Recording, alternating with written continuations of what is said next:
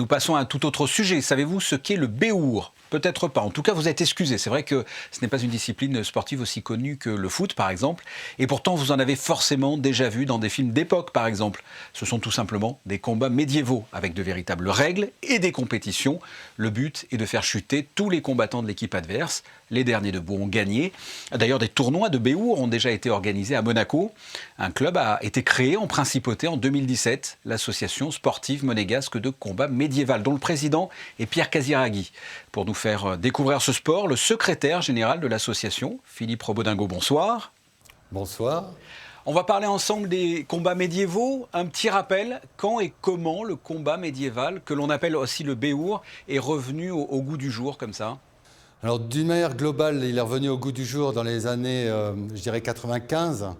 Il a été remis au goût du jour par des Russes qui séjournaient à l'époque à Berne, en Suisse, et un grand amateur d'histoire médiévale qui s'appelle donc Evgeny Strakovski, et qui est aujourd'hui résident en principauté, a décidé de remettre ce combat médiéval au goût du jour et en faire des compétitions sportives, le transformer véritablement en sport de combat. Voilà, c'est un sport. Voilà, c'est un sport, tout à fait. D'accord, mais rassurez-nous, c'est pas comme Highlander où il faut couper des têtes, il y a quand même des règles. Alors exactement, c'est ce que je venais de dire. Il y a un corps arbitral qui est justement quasi professionnel et qui est en charge de faire respecter l'ensemble des règles édictées. D'ailleurs, ces règles sont tout simplement issues des règles de tournoi du XIIIe et XIVe siècle. Il est bien évident que durant ces tournois, le sang ne devait pas couler et on devait économiser les chevaliers de façon à ce qu'ils soient tout à fait opérationnels pour aller mener les guerres. Donc les règles étaient faites de façon à éviter les blessures trop importantes et trop graves à ce moment-là. Donc nous obéissons aujourd'hui tout simplement à ces règles avec un certain nombre de coups qui sont purement et simplement interdits. À l'époque, on parlait de coups d'estoc, donc c'est-à-dire piquer le chevalier, l'ennemi de face de manière à le transpercer. Évidemment, pendant les tournois, cet estoc était bien interdit. Les coups de bas en haut étaient également interdits, de manière à éviter de remonter vers la partie supérieure du buste. Les coups dans la nuque, les coups qui imposaient des fractures étaient interdits. Donc aujourd'hui, c'est bien sûr ces règles que nous suivons scrupuleusement, avec en plus, ce qui a été imposé par la Fédération internationale, des protections en-titane sur les parties véritablement sensibles et vulnérables du corps, notamment la colonne vertébrale et plus particulièrement les cervicales. Et vous qui pratiquez le béour, et qui avez pratiqué d'ailleurs le MMA aussi, qu'est-ce que cela procure comme sensation, les combats médiévaux? Alors, c'est une adrénaline très particulière. C'est très très étrange de se retrouver face à des types qui utilisent des armes réelles, non aiguisées bien sûr, mais réelles, pour vous taper dessus avec le bruit, l'odeur, parce que ça fait une odeur de métal brûlé, le bruit assourdissant. Parfois vous êtes un peu sonné parce que les coups font mal parfois quand vous les prenez dans des parties charnues de l'individu. Je ne m'étendrai pas dans les détails, mais ça peut faire très très mal. J'imagine. Et la première fois que vous prenez un grand coup de hache dans le dos, vous dites « Ah, ok, c'est ça que ça fait ».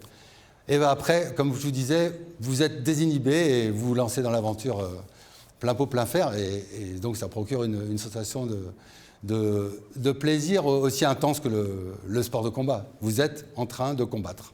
Et vous l'avez évoqué, là donc une équipe monégasque. Parlez-moi de cette équipe monégasque.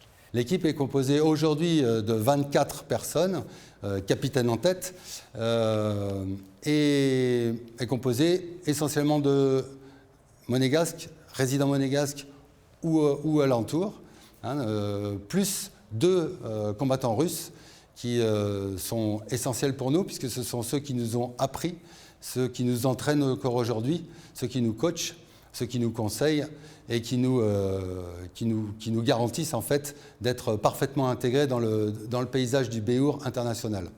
Voilà, donc une équipe, comme vous le voyez, très hétéroclite, mais avec une constante, c'est l'esprit d'équipe qui nous anime et avec la volonté de défendre vraiment les couleurs de Monaco dans un esprit sportif. Vous avez une structure pour vous entraîner ? Alors voilà, nous sommes actuellement dans cette structure qui est aujourd'hui en pleine rénovation. La rénovation est quasiment terminée. Nous ferons une inauguration officielle bien sûr de ces locaux. Il est donc en 3 parties. Une partie aire de combat. Donc vous voyez derrière moi des morceaux de bois qui apparaissent, c'est ce qu'on appelle la lisse de combat, donc l'arène de combat. Derrière moi encore, vous voyez donc les vestiaires et une partie sanitaire, tout simplement. Tout ce que nous n'avions pas initialement, mais que grâce à un mécène, nous avons réussi à rénover, mettre en œuvre et pour en faire une surface d'entraînement très très correcte. Et quels sont les objectifs du club ? Alors plusieurs. Le premier, c'est de continuer à figurer dans le haut du classement français, voire sur la plus haute marche. La deuxième est d'intégrer la catégorie or de la fédération dont je vous ai parlé initialement, donc dirigée par nos amis russes, puisque nous sommes actuellement à l'échelon argent. Et le troisième, donc il est beaucoup plus local, c'est d'ouvrir en septembre 2021 une académie pour enfants. C'est un peu plus soft ? Voilà. D'ailleurs, ça s'appelle le soft. D'accord. Et le combat en soft, avec que de la mousse en fait pour les enfants qui peuvent jouer au chevalier et apprendre les rudiments pour intégrer après de manière très efficace les équipes des adultes. Mais écoutez, Philippe Robodingo, je crois qu'on en sait plus maintenant sur les combats médiévaux grâce à vous. Voilà. Merci d'avoir répondu à mes questions. Merci infiniment de nous avoir invités. Et donc je vous remercie au nom de notre président ainsi que de toute l'équipe des Grimaldi Milites. Très bien. Merci beaucoup.